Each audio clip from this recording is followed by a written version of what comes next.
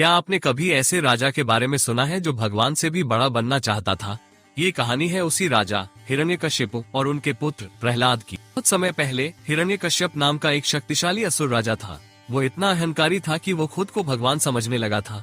उसने अपने राज्य में भगवान की पूजा करने पर प्रतिबंध लगा दिया और सभी को केवल अपनी पूजा करने का आदेश दिया। हिरण्यकश्यप का एक पुत्र था जिसका नाम प्रहलाद था। प्रहलाद बचपन से ही भगवान विष्णु का परम भक्त था। वो अपने पिता के आदेशों का पालन नहीं करता था और हमेशा भगवान विष्णु की पूजा करता था। हिरण्यकश्यप प्रहलाद की भक्ति से बहुत क्रोधित था।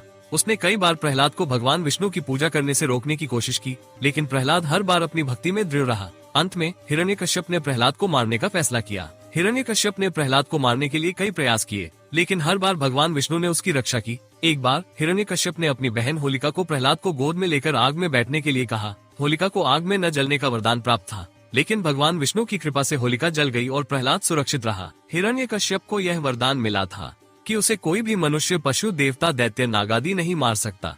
उसे न दिन में, न रात में, न घर के अंदर, न घर के बाहर किसी भी अस्त्र शस्त्र से मारना असंभव था। इस वरदान के बाद हिरण्यकशिपु ने स्वयं को अमर समझ लिया और देवताओं तथा मनुष्यों पर अत्याचार करने लगा था। अंत में भगवान विष्णु ने नरसिंह अवतार धारण करके हिरण्यकश्यप का वध किया और प्रहलाद को बचाया।